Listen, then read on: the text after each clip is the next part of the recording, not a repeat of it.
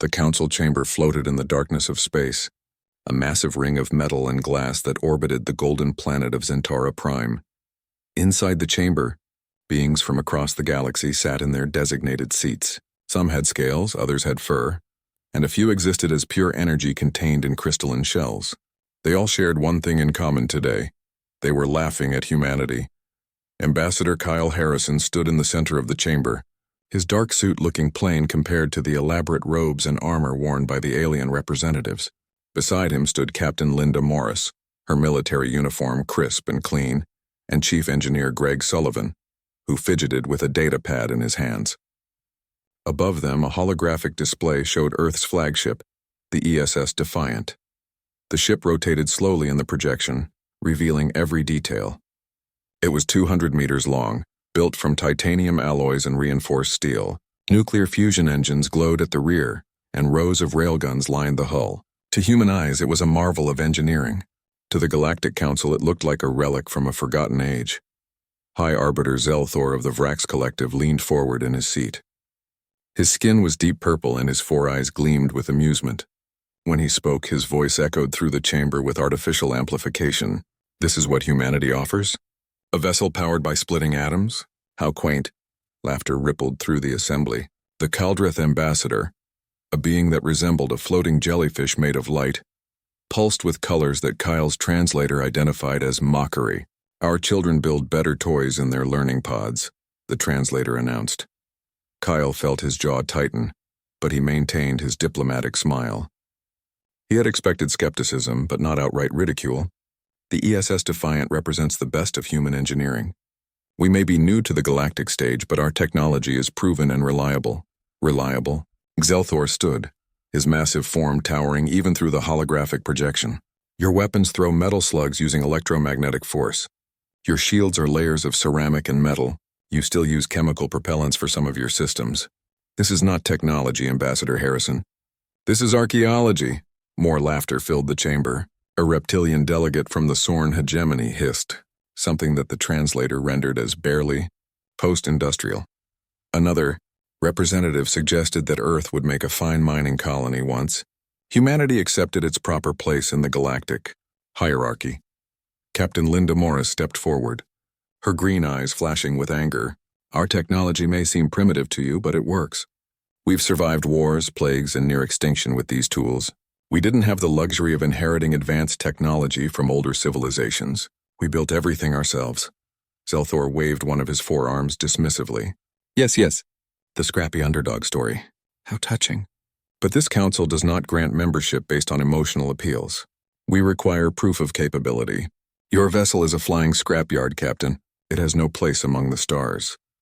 Greg Sullivan looked up from his data pad, his face flushed red. A scrapyard? We've tested the Defiant in conditions that would tear most ships apart. She survived solar flares, asteroid impacts, and combat simulations that pushed every system to the breaking point.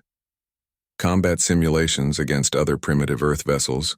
No doubt, the Kaldrith ambassador said, its light pulsing with condescension. A child's games. Linda's hand clenched into a fist at her side. Kyle could see her jaw working, could see the fury building behind her eyes. He reached out to touch her arm to calm her, but he was too late. You want proof? Linda's voice cut through the laughter like a knife. Fine. I challenge any vessel in this council to a combat simulation. Right here, right now. If we lose, Earth will withdraw its application and accept whatever terms you dictate. But if we win, you grant us full membership with equal voting rights. The laughter stopped. The chamber fell silent. Kyle felt his stomach drop. This was not the plan. They were supposed to make their presentation, accept whatever minor concessions the council offered, and build relationships slowly over decades. Linda had just thrown all of that away. Zelthor's expression shifted from amusement to something darker.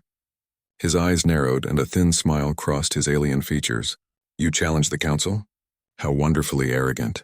Very well, Captain Morris. We accept your wager. The Vrax Dreadnought Eternal Supremacy will face your Defiant in the Helix Nebula in 3 days' time. Standard combat simulation protocols will apply. No modifications to either vessel after this moment, Linda said quickly. No special preparations. Both ships enter as they are right now. Agreed, Zelthor said. Though I warn you, the Eternal Supremacy has been the flagship of the Vrax Collective for 2 centuries. It has never been defeated in simulation or actual combat. Its shields can withstand the output of a small star. Its weapons can crack a moon. You are sending your crew to their humiliation, Captain? Linda met his gaze without flinching. We'll see. The council session ended shortly after. As the human delegation walked back to their shuttle, Kyle grabbed Linda's arm and pulled her into a side corridor. What were you thinking? You just bet Earth's future on a single combat simulation? I was thinking that we're never going to get respect by begging for it, Linda shot back. Did you hear them in there? They weren't just dismissing our technology. They were dismissing us. All of humanity. We're a joke to them. Because we are less advanced, Kyle said. That's just reality. We should have accepted a minor role and worked our way up over time. Greg stepped between them, his hands raised. What's done is done. Now we need to focus on not getting completely destroyed in 3 days.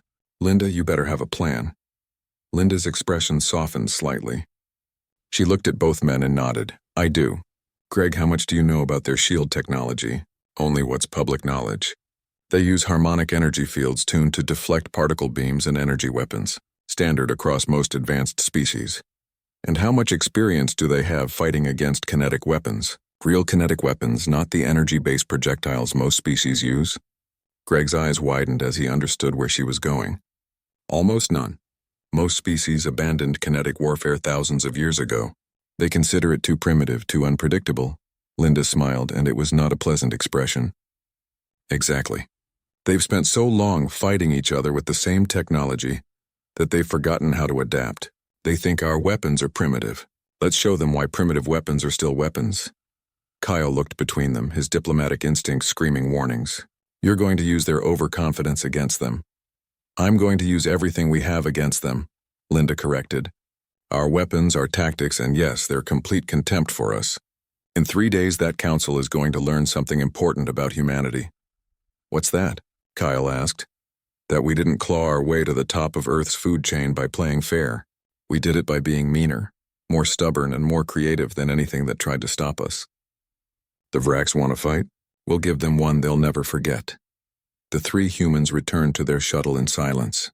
Behind them, in the council chamber, the alien delegates were already placing bets on how quickly the Eternal Supremacy would crush the primitive Earth vessel. Not one of them bet on humanity. That would prove to be their first mistake. The Defiant's engine room hummed with activity as Greg Sullivan worked through the night. He had torn apart 3 secondary power systems and was rebuilding them, with modifications that would have made Earth safety inspectors have heart attacks. Around him, his engineering team moved with practiced efficiency, their faces tight with concentration. How much power can we divert to the railgun capacitors? Linda Morris asked from the doorway. She had not slept in 36 hours, and it showed in the dark circles under her eyes. Normally, about 40% without risking a reactor breach, Greg replied, not looking up from his work. But I'm reconfiguring the magnetic containment fields. If we're willing to accept a 15% chance of catastrophic failure, I can push it to 70%. Do it, Linda said without hesitation. On the bridge, Tactical Officer Amy Brooks ran her 100th combat simulation of the day. Every single one ended the same way. The Defiant destroyed within the first 5 minutes of engagement. The Eternal Supremacy's shields were simply too strong, its weapons too powerful. By every logical measure, this was a fight they could not win. Captain, Amy said as Linda entered the bridge, I need to be honest with you. I've run every scenario I can think of. Unless we get incredibly lucky or the Vrax make catastrophic mistakes, we're going to lose. Linda settled into her command chair and studied the tactical displays. Then we need to stop thinking about this like a fair fight. What are the Vrax expecting us to do? Run probably. Use our maneuverability to stay alive as long as possible before they corner us and finish it. And that's exactly what we're not going to do, Linda said. A small smile played at her lips. Amy, show me the simulation parameters again. What are the rules of engagement? Amy pulled up the data. Standard combat protocols. Both vessels enter the designated zone in the Helix Nebula. Fight continues until one ship is disabled or destroyed. Simulated weapons only.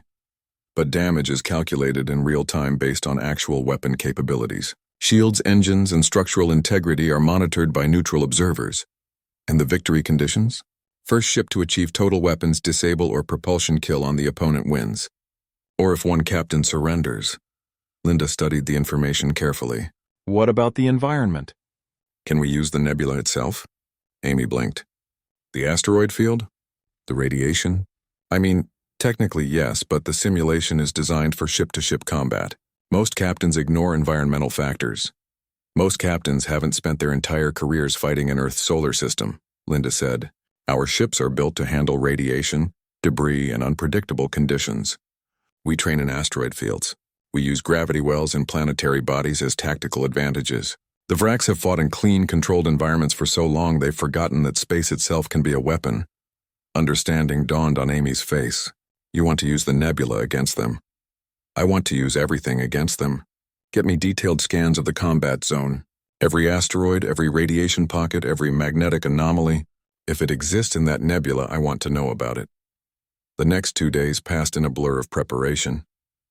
The crew worked around the clock, modifying systems, running drills, and planning tactics that would have seemed insane to any conventional military force. Greg pushed the Defiance systems far beyond their designed limits. Amy plotted attack vectors that relied more on environmental hazards than direct firepower. Navigator Paul Jenkins calculated trajectories that would make full use of the asteroid field's gravity wells. When the day of the simulation arrived, the Defiant entered the Helix Nebula to find a crowd. The Galactic Council had sent observer ships to witness humanity's humiliation. Dozens of vessels floated at a safe distance, their sensors trained on the combat zone.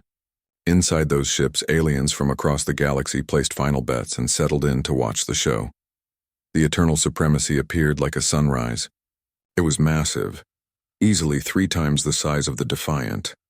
Its hull covered in interlocking plates of advanced alloy that shimmered with contained energy. Shield emitters glowed along its flanks, creating a bubble of protective force that could withstand incredible punishment. Weapon ports lined every surface, each one capable of firing particle beams that could slice through lesser ships like tissue paper. In comparison, the Defiant looked exactly like what it was, a scrappy combat vessel built by a species that had only recently achieved faster-than-light travel. Its hull was scarred from atmospheric testing. Its weapons were visible, ungainly railgun batteries that looked primitive next to the Vrax vessel's sleek energy weapons. There was no grace to its design, no elegance. It was a tool built for a job, nothing more. All ships, this is High Arbiter Zelthor, came the transmission. The simulation will begin in 60 seconds. Remember, this is a binding trial. The outcome will determine Earth's status in the galactic community. Combatants acknowledge ready status. Eternal Supremacy ready, came the clipped, confident voice of the Vrax captain. Linda took a deep breath. Around her, the bridge crew sat at their stations, their faces calm despite the tension. She could feel the weight of Earth's future pressing down on her shoulders. If they lost, humanity would be relegated to second-class status for generations. If they won, everything changed. ESS Defiant ready? She said. Begin, Zelthor commanded. The Eternal Supremacy opened fire immediately. Brilliant beams of coherent particles lanced across space, slicing through asteroids to demonstrate the Vrax vessel's overwhelming firepower. It was a show of force, a message that said surrender now and avoid the inevitable. Evasive maneuvers, Linda ordered calmly. Paul, take us into the debris field. Dense as you can find.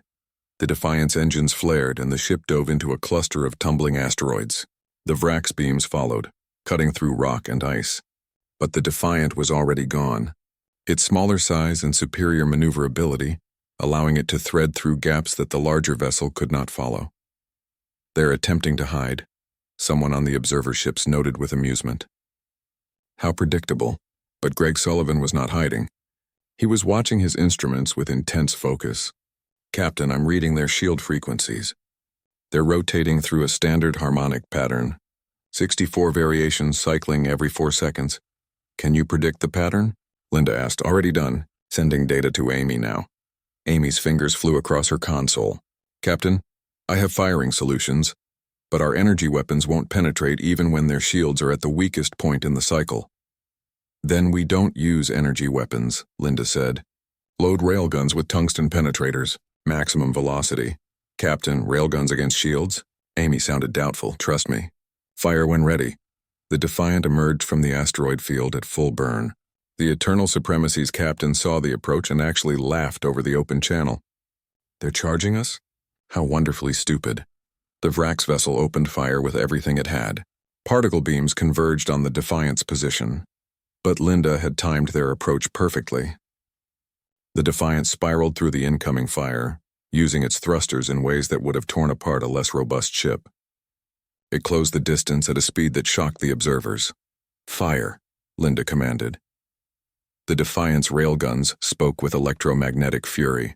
Tungsten rods, each one weighing several tons, launched at a significant fraction of light speed. They crossed the distance to the Eternal Supremacy in milliseconds. The Vrax shield shimmered as the projectiles hit. For a moment, it seemed like they would hold. Then physics asserted itself.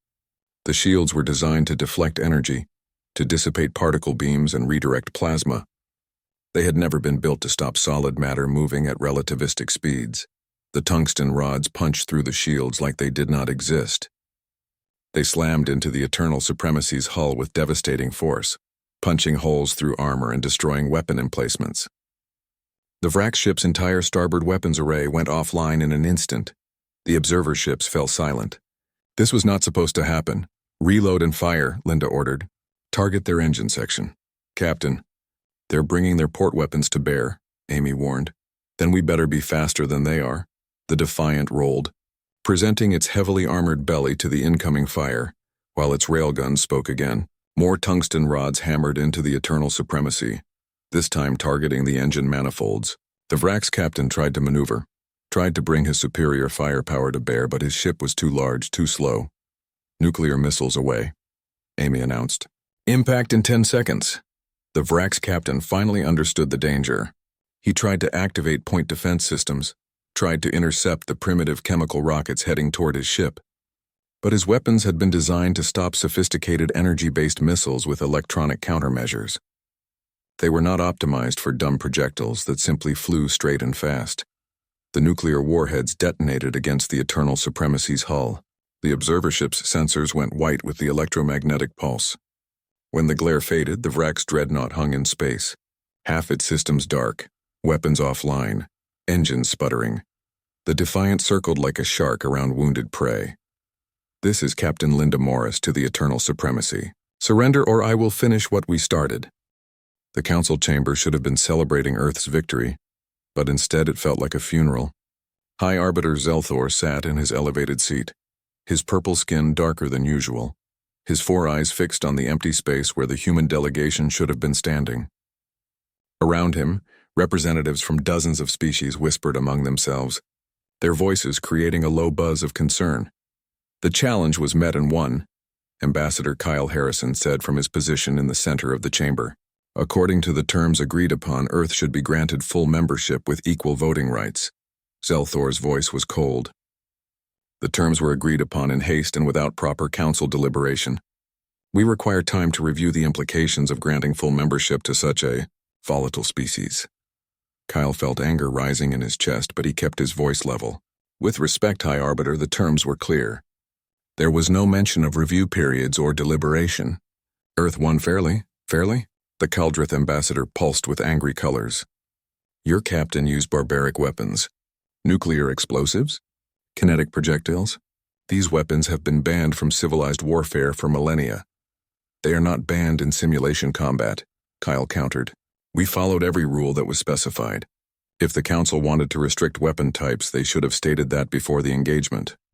The chamber erupted in argument. Some species supported Kyle's position, acknowledging that Earth had technically met all requirements. Others claimed that humanity's victory was achieved through exploitation of loopholes and dishonorable tactics. The debate raged for hours, going nowhere.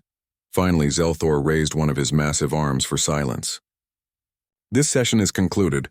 The Council will deliberate and provide Earth with a response within the standard period. Ambassador Harrison, you are dismissed." Kyle returned to the human embassy seething with frustration. Captain Linda Morris was waiting for him in the secure conference room, along with Greg Sullivan and several of Earth's senior diplomatic staff. "They're not going to honor the agreement," Kyle said flatly. "I could see it in their faces. They're afraid of us now, and that fear is making them hostile." Linda nodded slowly. "I expected as much. Greg, show him what we found." Greg activated a holographic display showing streams of encrypted data. We've been monitoring Council communication since the simulation. Most of it is routine diplomatic chatter. But 3 days ago, we started intercepting messages on a private channel. It took our best code breakers to crack it, but we finally did. The display shifted to show translated text. Kyle read the messages with growing horror.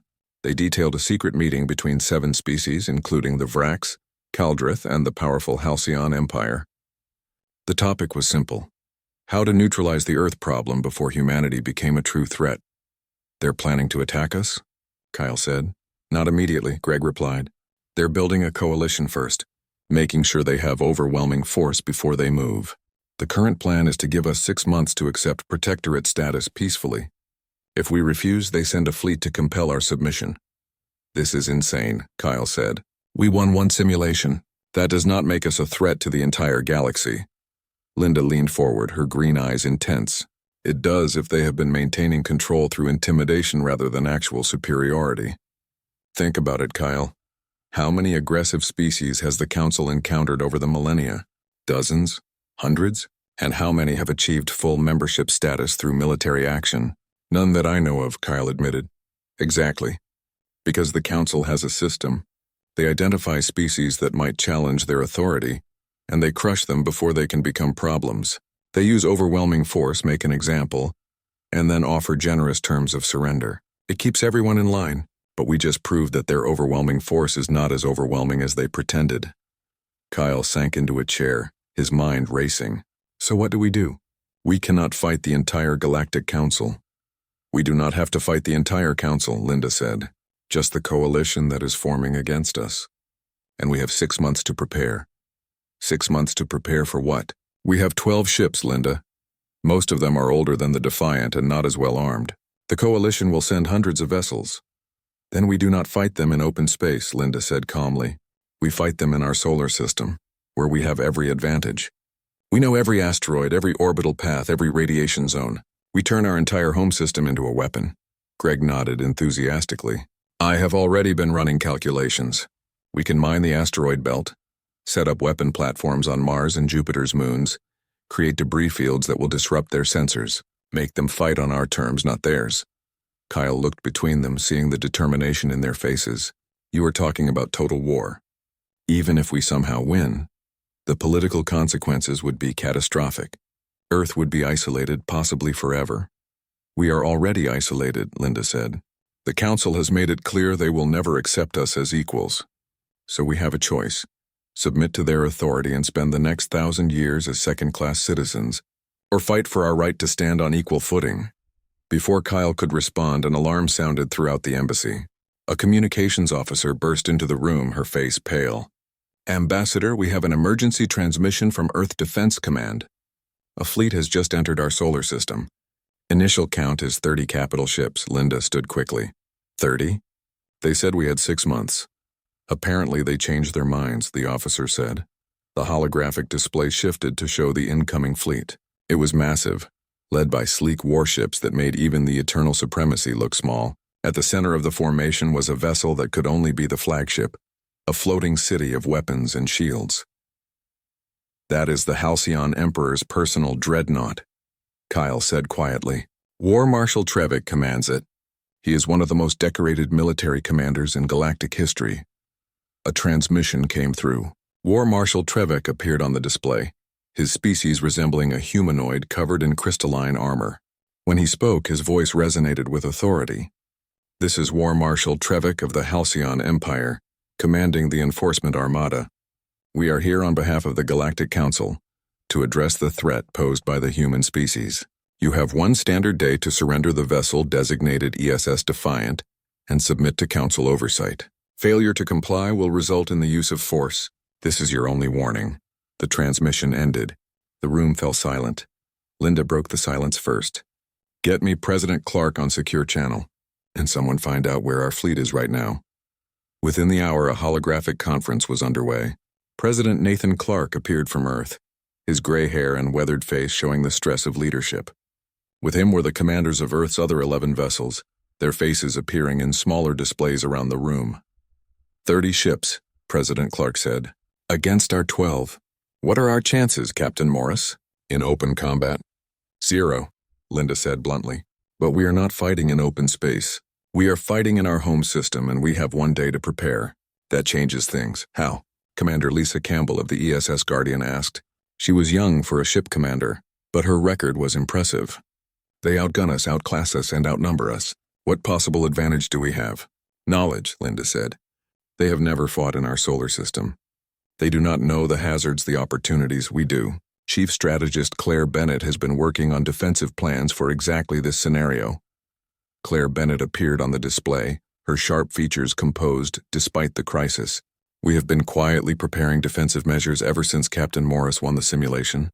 Automated weapon platforms, minefields, communication jammers, nothing the Council would detect from outside the system, but enough to make an invasion costly. You were preparing for war while we were negotiating peace? Kyle said, sounding shocked. I was preparing for reality, Claire said. The Council was never going to accept us willingly. So yes, I prepared for the alternative. President Clark rubbed his temples. Walk me through your plan, Strategist Bennett. For the next hour, Claire outlined her strategy.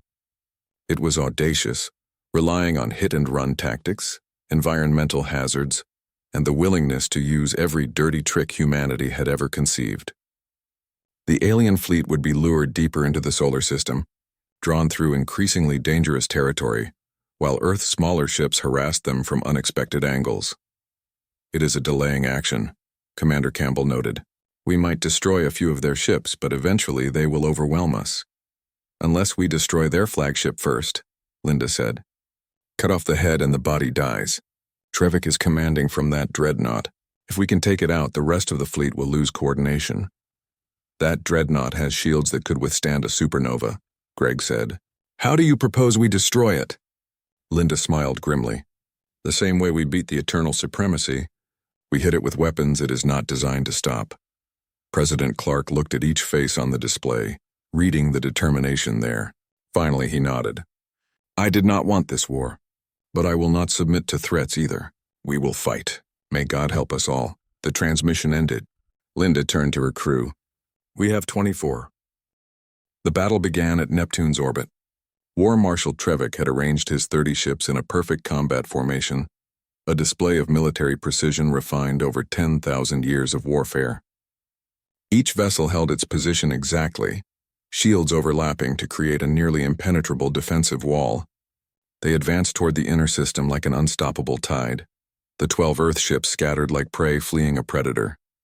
They broke formation and fled in different directions, their engines burning at maximum output. On the Halcyon flagship, tactical officers tracked the retreating vessels with satisfaction. They run as expected, one officer reported. Shall we pursue? War Marshal Trevik studied the tactical display with his crystalline eyes. Something felt wrong. These humans had defeated the Eternal Supremacy through unconventional tactics. Would they really flee without a fight?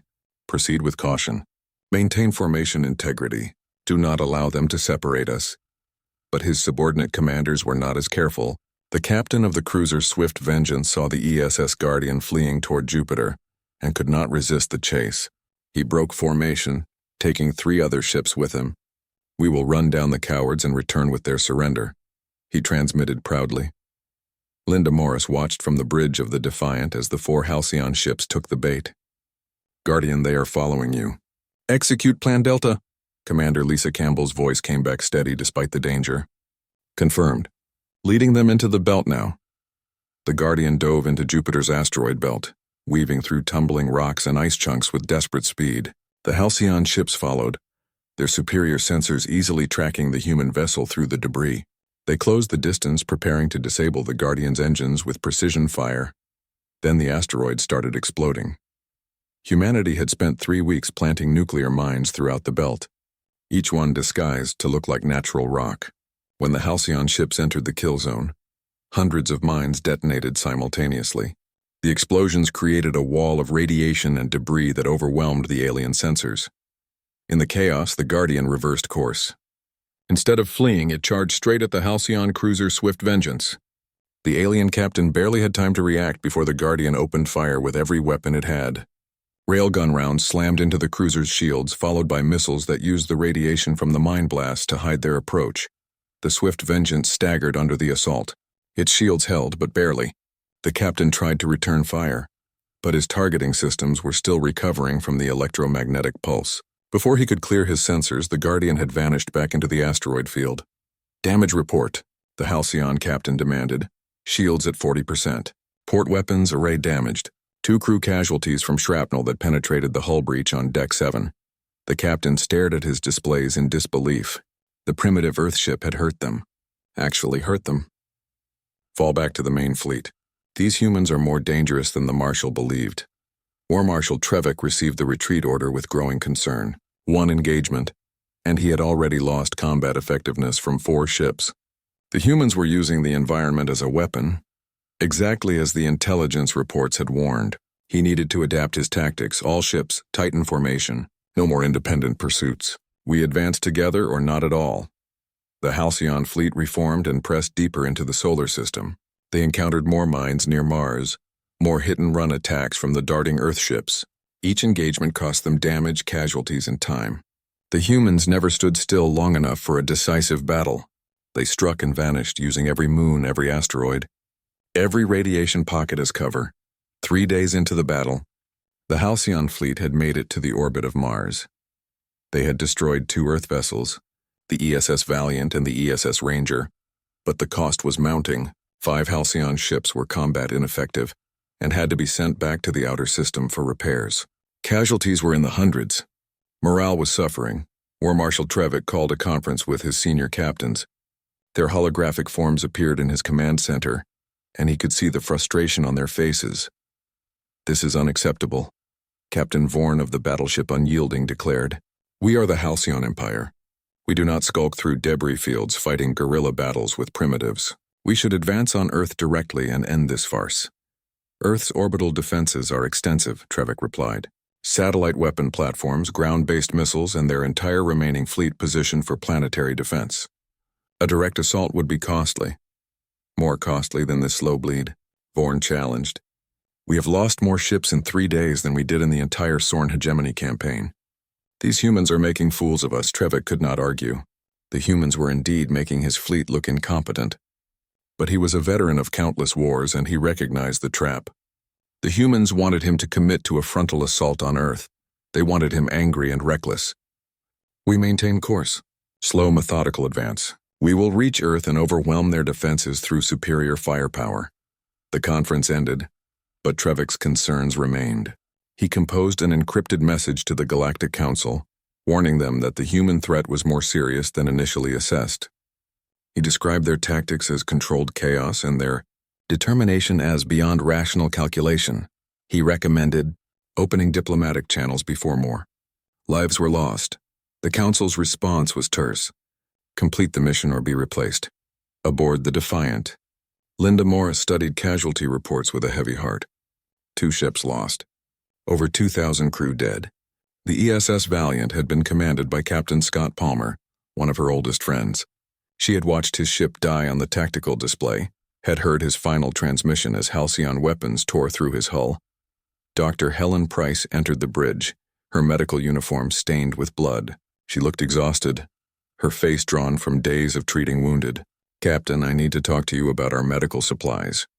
We are running low on everything. If we take any more serious casualties, I will not be able to treat them properly." "Do the best you can, Helen. That is all any of us can do." "Is it worth it?"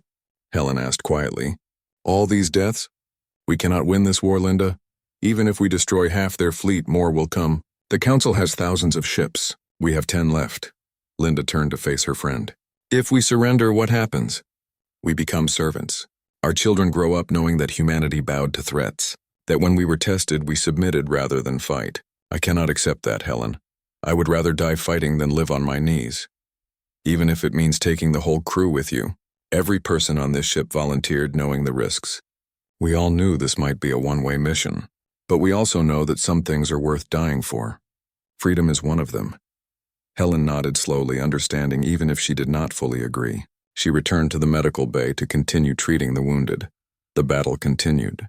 Earth ships led the Halcyon fleet through the radiation belts around Jupiter, using the intense magnetic fields to disrupt enemy sensors. They mined Europa's orbit and set up ambushes near Io's volcanic plumes. Every step toward Earth cost the invaders ships, crew, and confidence. War Marshal Trevik grew more cautious with each engagement. He started pulling damaged ships back, consolidating his forces. He knew the humans could not keep up this pace forever. Their supplies had to be running low. Their crews had to be exhausted. Eventually they would make a mistake and he would be ready to exploit it. What he did not know was that the humans were planning one final gambit. Chief Strategist Claire Bennett had been coordinating with Linda Morris, developing a trap so audacious that it would either end the war or guarantee Earth's destruction. "We lure them to Jupiter," Claire explained over secure channel. "Make them think we are making our last stand near the gas giant. When they commit their full force, we hit them with everything we have left." "And if it does not work?" President Clark asked. "Then Earth fights alone," Linda said. "But at least we will have hurt them badly enough that the Council thinks twice before threatening another species." The plan was approved. Earth's remaining ships began falling back toward Jupiter, broadcasting distress signals and appearing to be on the verge of collapse. The Halcyon fleet, scenting victory at last, increased speed to catch them before they could escape. War Marshal Trevik watched his prey fleeing and allowed himself a moment of satisfaction. The humans had fought well, but the end was near. Once he destroyed their fleet, Earth would have no choice but to surrender. The Council would get its victory, and this costly campaign would finally end. He had no idea that the humans were not fleeing. They were preparing the biggest surprise of the war, and when it came, it would shake the foundations of the Galactic Council itself. The Galactic Council convened an emergency session as reports flooded in from the front lines. High Arbiter Zelthor watched the tactical displays with growing alarm. The Halcyon fleet had lost 8 ships with 12 more damaged. The human resistance was far fiercer than any projection had predicted. "This is unacceptable," the Kaldrith ambassador pulsed angrily. Trevik was supposed to crush them in days. "It has been a week and the humans still fight." Zelthor raised one of his massive arms. War Marshal Trevik faces an enemy fighting for survival in their home territory. The humans are using tactics we have not encountered in millennia, but make no mistake, they cannot win. "It is only a matter of time. Time we do not have," a new voice interrupted. Supreme Admiral Korthrex of the Vrillian Ascendancy stepped forward, his 6 legs clicking on the chamber floor. He was a legendary commander who had never lost a campaign. "The longer this drags on, the more other species will question our authority. We must end this decisively. What do you propose?" Zelthor asked. "I propose we send the Purification Fleet. 300 warships from 40 different species. Enough firepower to glass every planet in the human system. We make an example so terrible that no species will ever dare challenge us again." The chamber fell silent. The Purification Fleet had only been assembled 3 times in galactic history. Each time it had utterly destroyed its target. It was not a military force, it was a statement. Defy the Council and face extinction. "The humans will surrender when they see such overwhelming force," Korthrex continued. "And if they do not, then they are too dangerous to exist anyway." The vote was swift.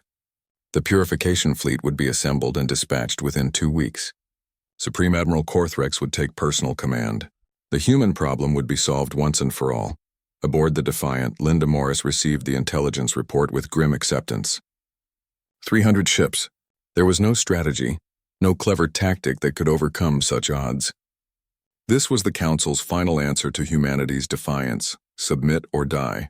She called a meeting of her senior officers.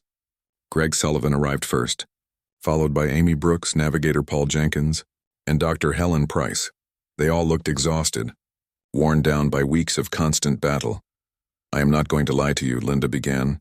"We cannot win against the Purification Fleet. Even if we destroyed half of them, the rest would still obliterate us. Conventional warfare is no longer an option." "Then what is?" Greg asked. Linda took a deep breath. "I have been working on something with Greg, a final option if things became desperate." "Greg, show them the calculations."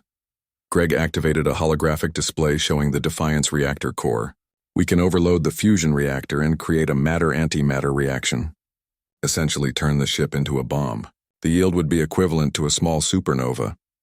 Amy's eyes widened. "You want to turn our ship into a suicide weapon?" "I want to make sure that if humanity falls, the galaxy remembers why they should have left us alone." Linda said. One ship, one sacrifice, but we take out enough of their fleet that they think twice before threatening another species.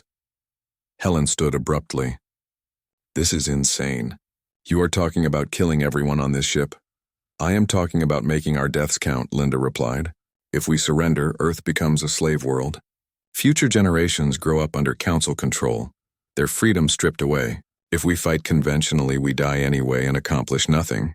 But if we make this sacrifice, if we show the galaxy what humanity is willing to do for freedom, then maybe our children will inherit a different future. What about the rest of the fleet? Paul asked quietly. They will continue the fight as best they can, but the Defiant will be the spear point. We will pretend to retreat, draw the Purification fleet into position, then strike at their flagship. If we can get close enough before they realize what we are doing, the detonation will destroy the entire command structure. The room fell silent. Each officer wrestled with the implications of what Linda was proposing. Finally, Greg spoke. If we are doing this, I want to be the one managing the reactor. No one knows these systems better than I do. I need to be on weapons, Amy added, to make sure we get through their defenses. Navigation will be critical, Paul said. You will need me to plot the approach. Helen looked at them all, tears in her eyes. And someone needs to make sure you do not suffer at the end. I will manage the medical side. Linda felt emotion welling up in her chest, but she forced it down. Are you all sure? I could order you off the ship. Find volunteers from other crews. With respect, Captain, Greg said, screw that. We started this together. We will finish it together. Linda nodded, not trusting herself to speak. She sent a message to President Clark explaining the plan. His response was brief. Do what you must. Earth will remember you all. The Purification fleet arrived in the solar system like a swarm of locusts. 300 ships of every size and design, united in their purpose to destroy humanity's resistance. Supreme Admiral Korth Rex positioned his flagship, the Eternal Judgment, at the center of the formation. It was a vessel so large it had its own gravity, bristling with enough weapons to destroy a planet. Earth's remaining 9 ships fell back toward Mars, broadcasting surrender requests and pleas for mercy. The Purification fleet pursued with methodical precision, their formations perfect, their confidence absolute. They are attempting negotiation, Korth Rex's tactical officer reported, offering complete surrender in exchange for peaceful occupation. Ignore them, Korth Rex ordered. We are past negotiation. Continue the advance. The Defiant hung in space behind Mars, hidden by the planet's mass. Linda Morris stood on the bridge looking at her crew. These people were her family. In a few hours, they would all be dead. But their sacrifice would change the galaxy forever. All hands, this is the captain, she transmitted shipwide.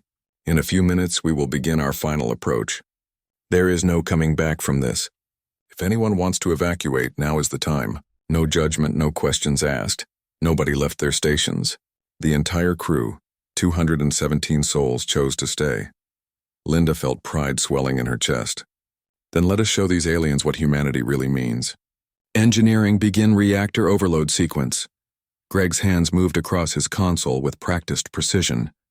Deep in the Defiant's engine room, safeties disengaged and containment fields began to fluctuate.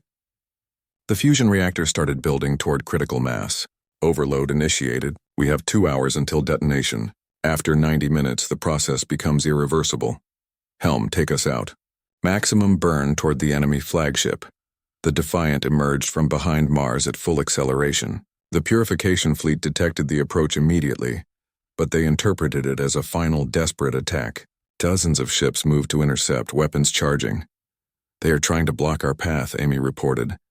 Then we go through them, Linda said coldly. Target anything that gets in our way. The Defiant opened fire with everything it had. Railguns hammered enemy shields while nuclear missiles created paths through the defensive formations. The ship took hit after hit, its armor ablating under particle beam fire, but it kept coming.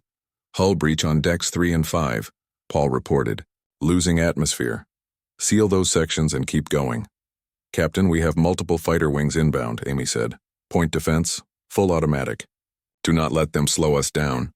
The Defiant's automated guns spoke, filling space with depleted uranium rounds. Enemy fighters exploded by the dozens, but more kept coming. The ship shuddered under impact after impact, systems failing, fires spreading. Supreme Admiral Korth Rex finally realized what was happening. That ship is on a collision course with us. All vessels, destroy it now.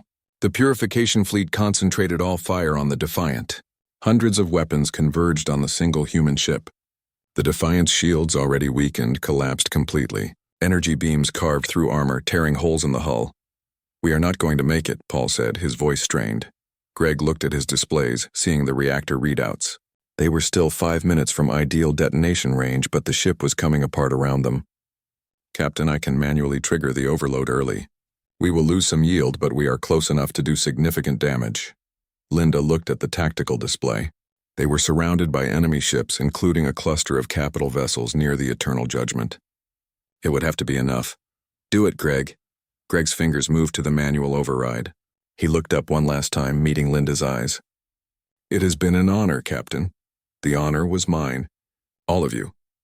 Linda opened ship-wide communications one final time. This is Captain Linda Morris. To the Galactic Council, you wanted to see what humanity is capable of. Now you know. We do not surrender. We do not submit. And we will never stop fighting for our freedom. To Earth, remember us. Remember that some prices are worth paying. Remember that freedom is worth dying for. She turned to Greg and nodded. Greg activated the manual override. In the engine room, the fusion reactor went critical. For a fraction of a second, the heart of the Defiant burned hotter than a sun. Then the matter-antimatter reaction began. The explosion was visible from Earth. A new star blossomed in space, swallowing the Defiant and everything around it. The Eternal Judgment,